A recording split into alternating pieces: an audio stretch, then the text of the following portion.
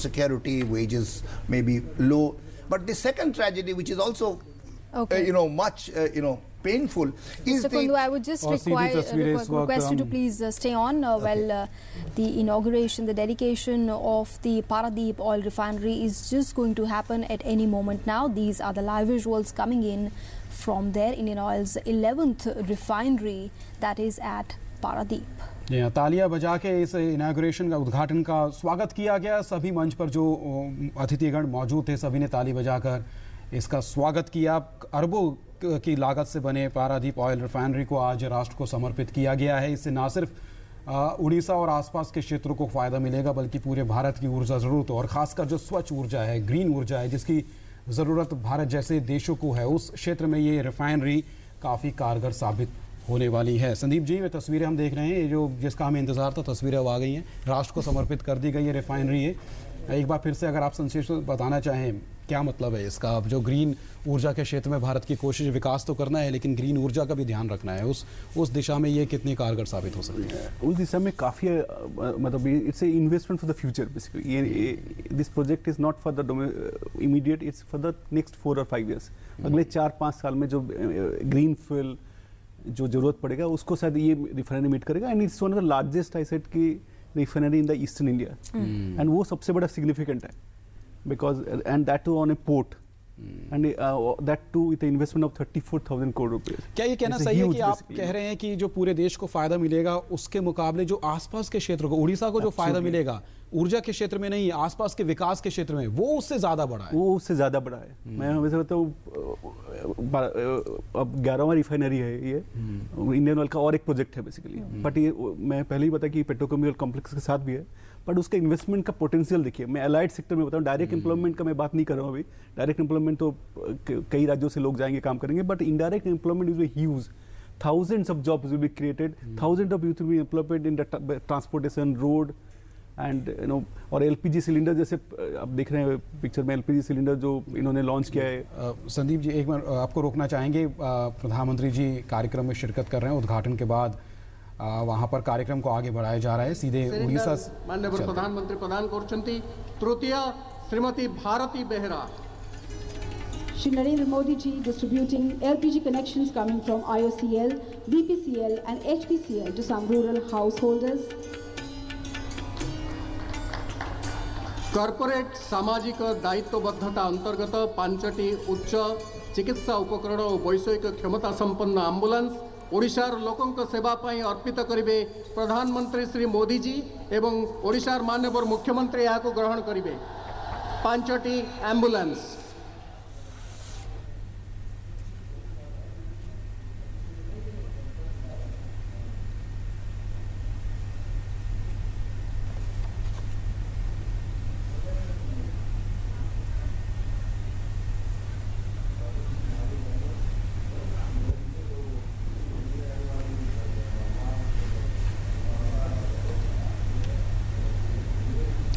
Well, these are the live visuals coming in from Odisha, where the Prime Minister, after dedicating to the nation Indian Oil's 11th refinery at Paradeep, is now there attending the program. He's in fact meeting with the rural householders. और जैसे हमने देखा कि LPG connection भी ग्रामीण महिलाओं को प्रधानमंत्री ने दिए। कई बार प्रधानमंत्री जी अपने भाषण में इस बात का जिक्र कर चुके हैं कि गाँवों में जब वो देखते हैं कि चूल्हा जलाया जा रहा है और उसके ज़रिए खाना पकाया जा रहा है, आसपास जो धुआं फैलता है और जो लकड़ी जलाने की वजह से जो दिक्कतें आती हैं, उसका जिक्र करते हुए उन्होंने कई बार मिडिल क्लास से, अपर मिडिल क्लास से, लोअर मिडिल क्लास से अपील की कि आप सब्सिडी छोड़ें। आपकी एक सब्सिडी छोड़ने से किसी एक घर में LPG कनेक्शन जाता है। LPG कनेक्शन की क्या महत्ता है वो उस ग्रामीण महिला से पूछे जो इसने कभी LPG सिलेंडर शायद कभी यूज़ ना किया हो, और उसी LPG कनेक्शन को आज प्रधानमंत्री जी ने बांटा है। Okay, all right. Let's get in comments from our guests present here in the studio. Mr. Kundu,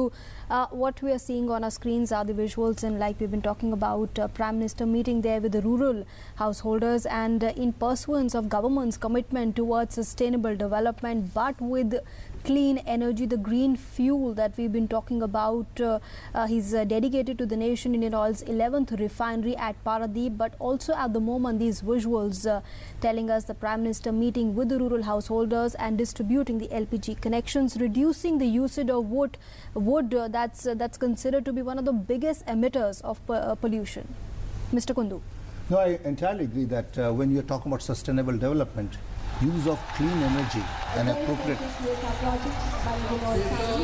दिव्यांग संतोष कुमार राउत तांको डिजिटल एक्सेसिबल इन्फॉर्मेशन सिस्टम प्रदान करछंती माननीय प्रधानमंत्री.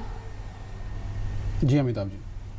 Yeah, I was just saying that certainly clean energy and technology is important, but employment generation on a large scale would also be very important. As I was mentioning, Oscar Lange said that one of the tragedy is of exploitation of the labor, which can happen through the private sector. But the second tragedy, which can be more significant, is non-exploitation, which is no employment. Okay. And I think one would have to develop a long-term vision in which we can ensure employment, but at the same time we also ensure that the right kind of technology comes in and there is not some kind of a social security which is given. I like one thing that our Prime Minister mentioned this morning in terms of scientific temper. He did say that scientific temper means not saying yes sir, but nicer. You know, he said there has to be an environment of questioning. He did, I think, indirectly hint. All right, we'll continue this discussion. Let's listen into the Prime Minister. Yeah, let's listen to it.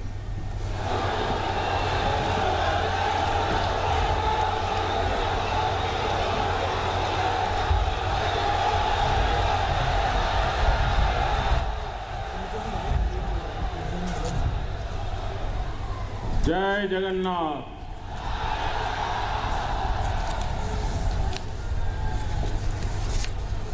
ओडिशार भाई भावणी मानको मोर नमस्कार.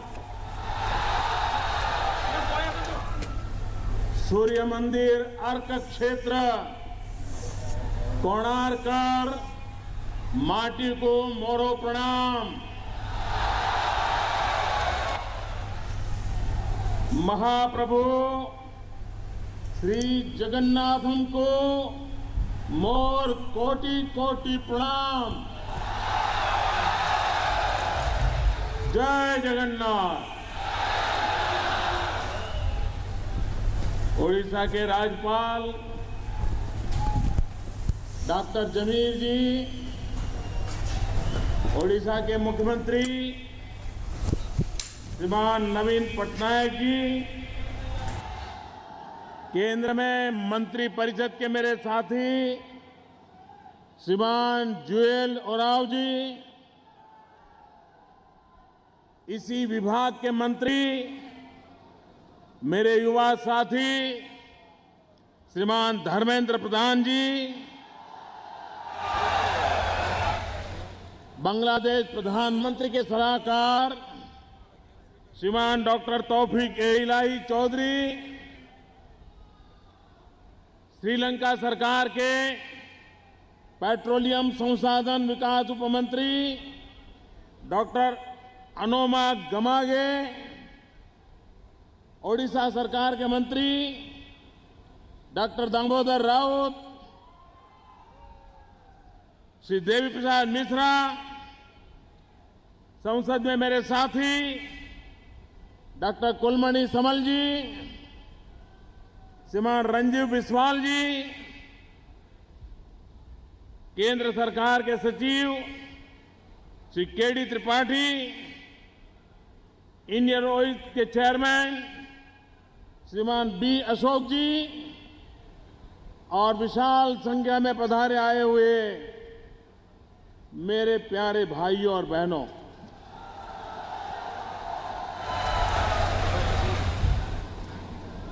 सरकारी कार्यक्रम तो हमने बहुत देखे हैं, लेकिन ऐसा माहौल कभी देखा नहीं.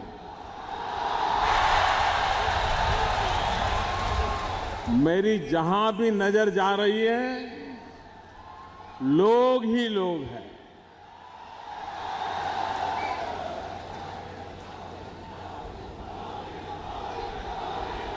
ये इस बात का सबूत है कि उड़ीसा का हर नागरिक जानता है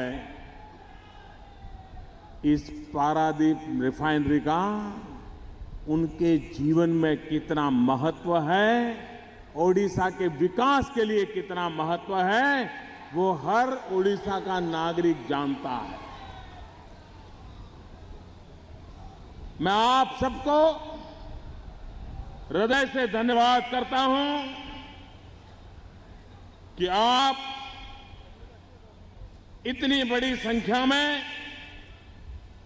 विकास के इस काम में भागीदार बनने के लिए हमारे बीच आए हैं।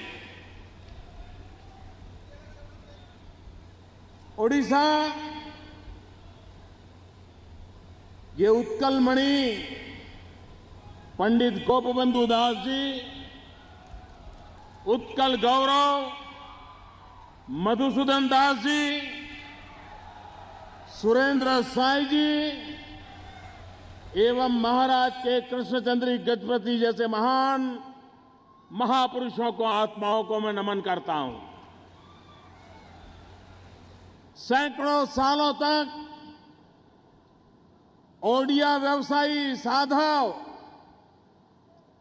समुद्री रास्ते से दक्षिण व दक्षिण पूर्व एशिया के विभिन्न देशों के विभिन्न स्थानों जैसे जावा, बाली, सुमात्रा, बोर्नियो, कहां-कहां पहुंचते थे उड़ीसा के व्यापारी।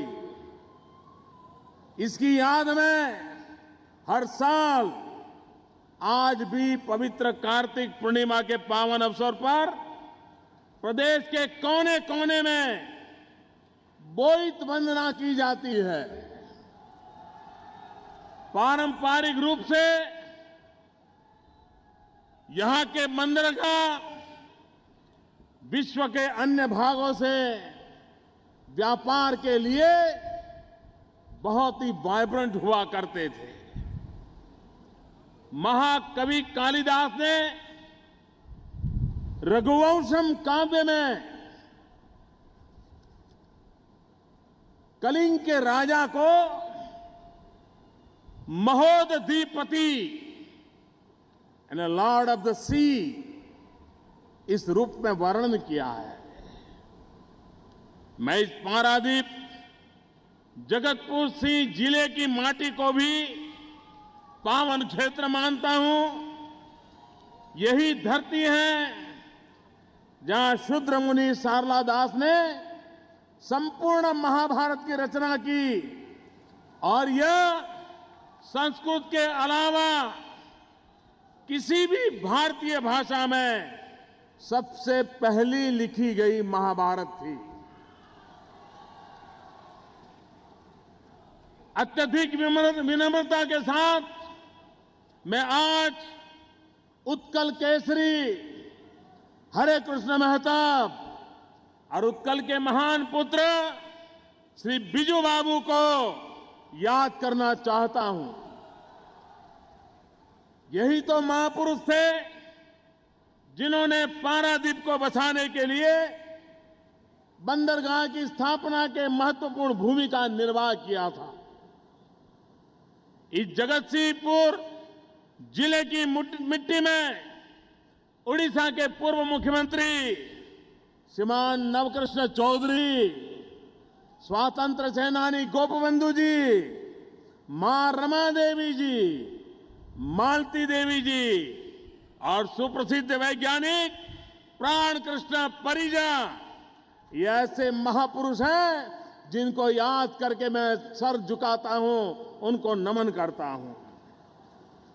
भाइयों बहनों, ये मेरे लिए विशेष सौभाग्य का विषय है कि 35,000 करोड़ रुपए की लागत से बनी हुई हिंदुस्तान की रिफाइनरियों में सिरमौर एक रिफाइनरी का लोकार्पण करने का मुझे अवसर मिला है।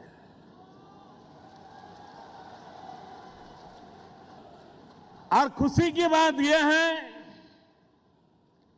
कि इसका शिलान्यास हमारे मार्गदर्शक, हमारे प्रेरणा पुरुष, भारत के पूर्व प्रधानमंत्री श्रीमान अटल बिहारी वाजपेयी ने किया था। जिस काम को वाजपेयी जी ने प्रारंभ किया, उस काम को परिपूर्ण करने का सौभाग्य मिले, इससे बड़ा जीवन का और आनंद क्या हो सकता है।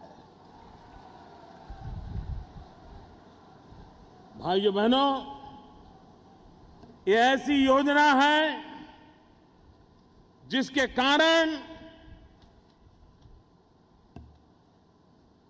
यहां के लाखों नौजवानों को रोजगार के नए अवसर उपलब्ध होने वाले हैं। और इसलिए ये पारादीप रिफाइनरी एक प्रकार से उड़ीसा का विकास द्वीप है, विकास द्वीप। ये पारादीप रिफाइनरी उड़ीसा के नौजवानों का भाग्यदीप है, भाग्यदीप। ये पारादीप रिफाइनरी हिंदुस्तान की कोटि कोटि गरीब महिलाएं जो लकड़ी का चूल्हा जला करके खाना पकाती हैं, धुएं के कारण बच्चे बीमार हो जाते हैं, खुद बीमार हो जाती है, ऐसी गरीब माताओं को एक नई आशा जगाने वाली आप पारादीप रिफाइनरी है, जहां से गैस सिलेंडर गरीब के घर तक पहुंचने वाले हैं।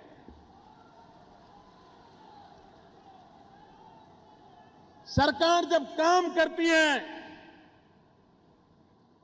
तो किस तेजी से कर सकती है, इसका उदाहरण आपने देखा है।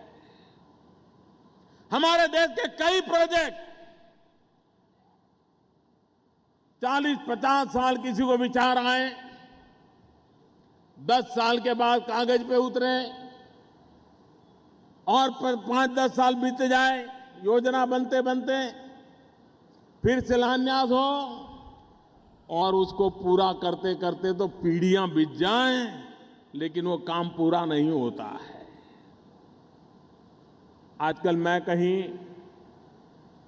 किसी योजना का उद्घाटन करने जाता हूं तो खास करके हमारे कांग्रेस के मित्र तुरंत बयान देते हैं कि ये तो हमारे जमाने में शुरू हुआ था।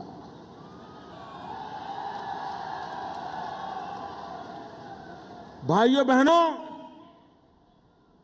अगर मेरे हाथ से किसी योजना का उद्घाटन करने का अवसर मिले, मुझे आनंद हो, बहुत स्वाभाविक है। लेकिन देश के प्रधानमंत्री के नाते मुझे आनंद नहीं होता है। मुझे तो आनंद तब होता कि ये काम अगर 15 साल पहले पूरा हो गया होता, यहां के लाखों लोगों को रोजगार मिला हो। हमारे यहां योजनाओं को रुकावटें, विलंब, कभी कोर्ट कचहरी, कभी टेंडर प्रक्रिया, कभी जन आंदोलन, न जाने ऐसी ऐसी मुसीबतों से गुजरना पड़ता है कि हमारी योजनाएं बहुत महंगी हो जाती है। देश के अंदर प्रगति करने के लिए देशवासियों ने, ब्यूरोक्रेसी ने, उद्योग जगत ने, सामान्य नागरिकों ने, नीति निर्धारकों ने एक ऐसे कल्चर को जन्म देने की जरूरत है कि जहां योजनाएं समय पर शुरू हो, निर्धारित समय से आगे बढ़े और निर्धारित समय में पूर्ण हो, ताकि देश को उसका लाभ मिले, समय से पहले लाभ मिले। भाइयों बहनों, हम वो वर्क कल्चर लाने की कोशिश कर रहे हैं। ताकि कभी विलंब के कारण देश को गंभीर नुकसान न हो। भाइयों बहनों, इस रिफाइनरी में 78 करोड़ केजी एलपीजी का निर्माण होने वाला है। 500 करोड़ लीटर पेट्रोल का उत्पादन होने वाला है।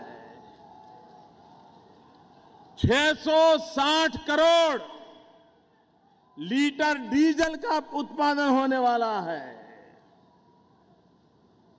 केरोसिन और एटीएफ मिलाकर के 250 करोड़ लीटर का उत्पादन होने वाला है। 27 लाख क्विंटल सल्फर का उत्पादन होने वाला है। 120 lakh ton, 120 lakh quintal petroleum coke निर्माण होने वाला है। आप कल्पना कर सकते हैं कि इन सारे उत्पादनों के कारण देश के आर्थिक विकास में कितनी बड़ी गति आएगी। हिंदुस्तान के पूर्वी छोर पर उड़ीसा की धरती से कोई समय था भारत की पहली सूरज की किरण यहां आती थी। अब भारत को नई ऊर्जा यहां से प्राप्त होने वाली है। ये ताकत पारादीप ने दिखाई। भाइयों बहनों, इसके कारण लाखों नए रोजगार की संभावनाएं पैदा हुई है। इसमें से वो रॉ मटेरियल तैयार होगा, उस रॉ मटेरियल के कारण छोटे छोटे प्लास्टिक के अनेक उद्योग लग सकते हैं और उसके लिए स्किल डेवलपमेंट का काम सरकार कर रही है। मुद्रा योजना के द्वारा पैसे दे रही है। Startup India, stand up India के लिए नौजवानों को नए आविष्कार करके काम करने के लिए सरकार सहूलियत दे रही है। पारादीप रिफाइनरी इसके साथ एक विकास की पूरी लंबी यात्रा चलने वाली है, जो उड़ीसा के भाग्य को बदलने का काम करने वाली है। भाइयों बहनों, आज हमारे देश में लाखों गरीब परिवार, करोड़ों गरीब परिवार, उनको खाना पकाना है तो लकड़ी का चूल्हा जलाना पड़ता है। और लकड़ी के चूल्हे को जलने से वैज्ञानिकों का कहना है कि 1 घंटा अगर उस चूल्हे के धुएं में कोई रहता है तो 400 सिगरेट पीने जितना धुआं उनके शरीर में चला जाता है। उन गरीब मां बहनों की हेल्थ का क्या होता होगा, उनके स्वास्थ्य का क्या होता होगा। हमारी कोशिश है कि इन गरीब माताओं के पास एलपीजी का गैस सिलेंडर पहुंचे, वो लकड़ी के चूल्हे से, धुएं से मुक्ति पाएं। और ये पारादीप रिफाइनरी में इतनी बड़ी मात्रा में एलपीजी गैस का निर्माण होने वाला है कि वो संभव होगा। भाइयों बहनों, हमारे देश के किसान को यूरिया चाहिए, फर्टिलाइजर के लिए यूरिया चाहिए। यूरिया के लिए जिन चीजों की जरूरत होती है उसमें एक जरूरत होती है गैस की। अगर पूरी मात्रा में गैस उपलब्ध हो तो यूरिया का उत्पादन बढ़ता है। हमारे देश के किसान को समय पर यूरिया पहुंच सकता है। और इसलिए हम इसी पारादीप योजना के तहत आने वाले दिनों में पूर्वी हिंदुस्तान के विकास के लिए फर्टिलाइजर के कारखानों को आरंभ करना चाहते हैं ताकि इस इलाके के किसानों को आवश्यक मात्रा में यूरिया मिले। हमारे देश में आने वाले दिनों में ऊर्जा के इन क्षेत्रों में किसानों की भलाई के लिए हमने एक और योजना बताई है। ये बात सही है कि रिफाइनरी की जरूरत है, रिफाइनरियां बढ़नी भी चाहिए। हम चाहते हैं कि विदेशों से हमें जो तेल आयात करना पड़ रहा है उसमें कमी कैसे लाएं। मैंने सरकार के अधिकारियों की एक दिन मीटिंग की। मैंने उनसे कहा, जब देश आजाद हो के 75 साल मनाएगा, 2022 में हिंदुस्तान की आजादी के 75 साल हो रहे हैं। मैंने क्या आजादी के जब 75 साल हम मनाएंगे, तब आप ये जो विदेशों से हमें ऑयल लाना पड़ता है उसमें 10% कमी कर सकते हो क्या? मैंने उनके नाम चुनौती रखी है और मुझे विश्वास है कि हमारी ऑयल कंपनियां, हमारा पेट्रोलियम डिपार्टमेंट पूरी ताकत लगा करके भारत को आत्मनिर्भर दिशा बनाने की दिशा में एक अहम कदम उठाएंगे। अभी जो हमारा ऑयल आता है वो ज्यादातर खाड़ी के देशों से आता है, लेकिन हमारा सपना है खाड़ी का भी तेल हो, झाड़ी का भी तेल हो। खाड़ी का तेल और झाड़ी का तेल उसको हमने मिलाना है और इसलिए हमने कहा है कि हमारे देश के किसान जो गन्ने की खेती करते हैं और उस गन्ने के रस में से इथेनॉल बन सकता है। जितनी चीनी की जरूरत है, शुगर की जरूरत है, उतनी शुगर बनाएं और जो अतिरिक्त शुगर कैन है उससे इथेनॉल बनाएं और ये इथेनॉल का हमारे पेट्रोलियम पैदावारों के बीच मिक्स करें ताकि हमारी गाड़ियां भी तेज चलें और पर्यावरण की भी रक्षा हो। और देश में बहुत बड़ी मात्रा में ये झाड़ी का तेल, इथेनॉल, शुगर कैन से निकलने वाला प्रोसेस करके बनाया गया। उसी प्रकार के मेरे छत्तीसगढ़ के किसान आदिवासी बहुत बड़ी मात्रा में जट्रोफा की खेती करते हैं। हमारे पड़ोस में है उड़ीसा के। जट्रोफा से भी जो तेल निकाला जाता है वो तेल भी हमारी पेट्रोलियम पदार्थों की आवश्यकता में जुड़ सकता है।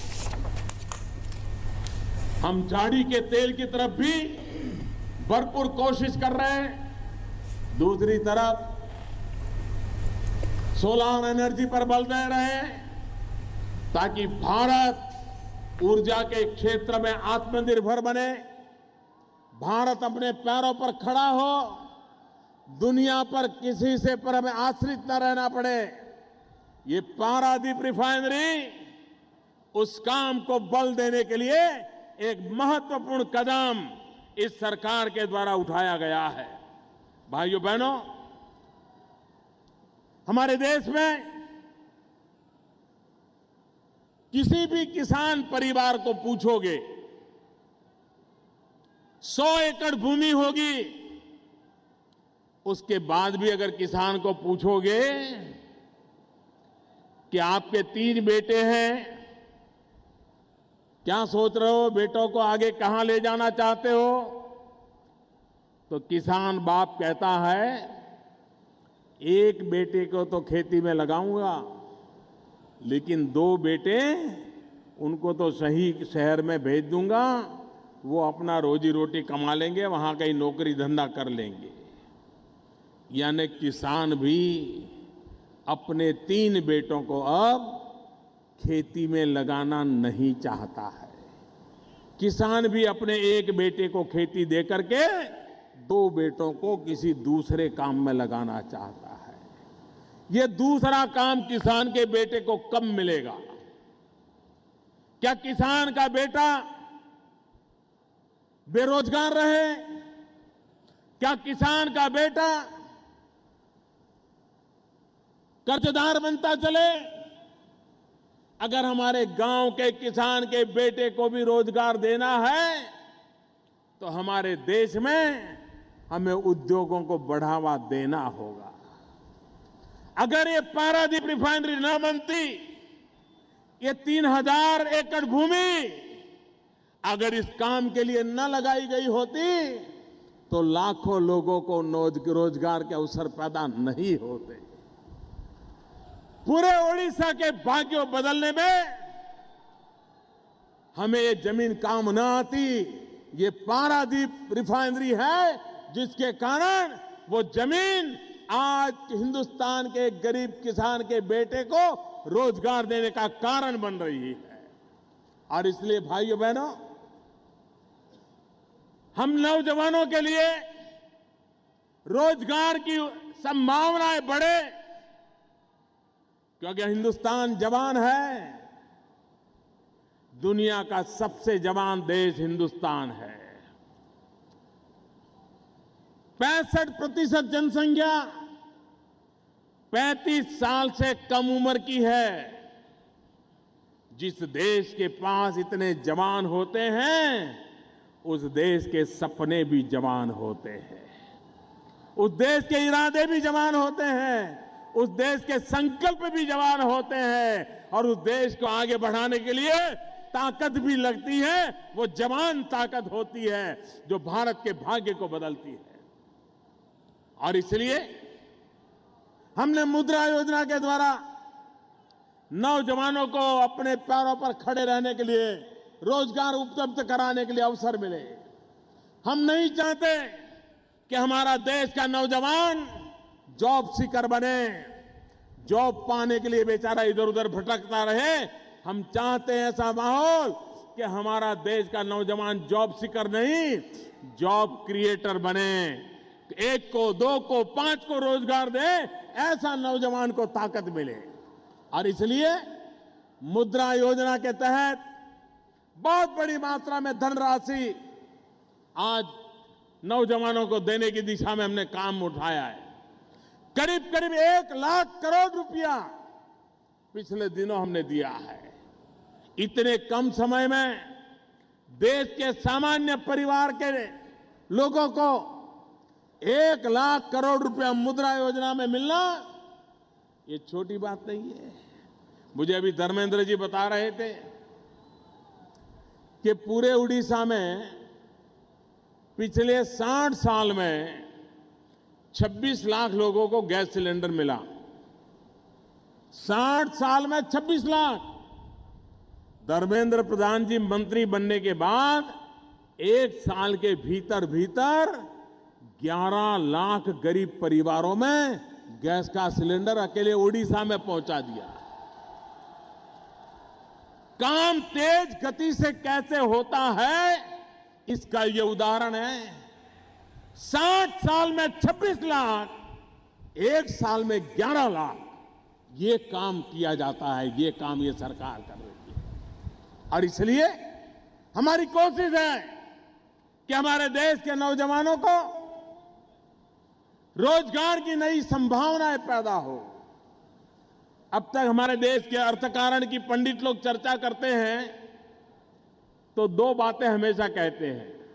बड़े बड़े अर्थशास्त्री जो लिखते हैं वो कहते हैं, एक पब्लिक सेक्टर, दूसरा कहते हैं प्राइवेट सेक्टर। मैं एक तीसरे सेक्टर पर बल दे रहा हूं।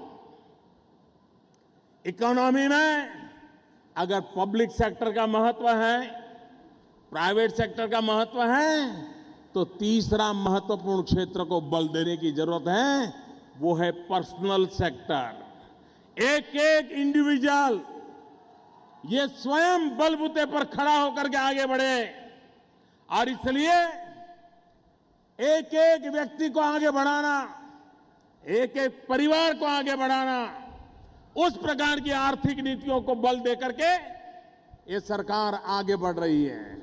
भाइयों बहनों, मुझे हमारे वैज्ञानिकों को हमारी युवा पीढ़ी को आज विशेष रूप से बधाई देनी है, और वो बधाई है पारादीप रिफाइनरी ने मेक इन इंडिया का एक नया रिकॉर्ड प्रस्थापित कर दिया है। इस क्षेत्र में दुनिया के कई देश आगे हैं, लेकिन भारत के वैज्ञानिकों ने इंडीमैक्स की जो योजना की और रॉ मटेरियल में से प्रोसेस करने की टेक्निक में भारत के वैज्ञानिकों द्वारा, भारत में बना हुआ, भारत के टेक्नीशियनों द्वारा निर्मित किया गया प्रोजेक्ट आज पारादीप में लगा है। दुनिया के लोगों को अचरज हो रहा है कि इतनी बड़ी मात्रा में आउटकम देने वाला, इतनी तेज गति से आउटकम देने वाला, इतना परफेक्ट प्रोसेस करने वाला, इतना बारीकी से हर एलिमेंट का डिवीजन करने वाला, ये टेक्नोलॉजी डेवलप करने के लिए पूरे विश्व के टेक्नीशियन वैज्ञानिकों के लिए भारत ने अचंभे में डाल दिया है। और ये काम ये पारादीप रिफाइनरी में हो रहा है, पूरी तरह इंडिजीनियस टेक्नोलॉजी का उपयोग करके, और उसके कारण एलपीजी के उत्पादन में बहुत बड़ी बढ़ोतरी होने वाली है। हमारी इकोनॉमी को कम खर्चे में ज्यादा बल देने का कारण बनने वाली है। और इसलिए भाइयों बहनों, वे सभी वैज्ञानिक, वे सभी टेक्नीशियन भी इस बात के लिए अभिनंदन के बहुत बहुत अधिकारी हैं। मैं श्रीमान धर्मेंद्र प्रधान जी को, उनकी पूरी टीम को इस काम को तेज गति से आगे बढ़ा करके 18 महीने के भीतर भीतर पूर्णता पर पहुंचाने के लिए हृदय से बहुत बहुत बधाई देता हूं, बहुत बहुत अभिनंदन करता हूं, उनका साधुवाद करता हूं। भाइयों बहनों, ये पारादीप ऐसा दीप प्रज्वलित हुआ है जो विकास की नई संभावनाओं को लेकर के आया है। सदियों पहले उड़ीसा स्वर्णिम युग का कालखंड रहा है। ये पारादीप के बाद उड़ीसा में फिर से एक बार उज्जवल भविष्य का कालखंड प्रारंभ हो रहा है, और भारत सरकार इस काम के लिए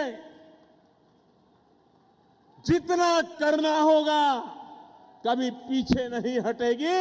भारत सरकार की पूरी मदद रहेगी, क्योंकि उड़ीसा के नौजवान हिंदुस्तान का भाग्य बदलने के लिए उनको अवसर मिलना चाहिए, और अवसर उपलब्ध कराने का काम ये सरकार कर रही है। मेरी आप सबको बहुत बहुत शुभकामनाएं। फिर एक बार आप सबको जय जगन्नाथ, जय जगन्नाथ, जय जगन्नाथ।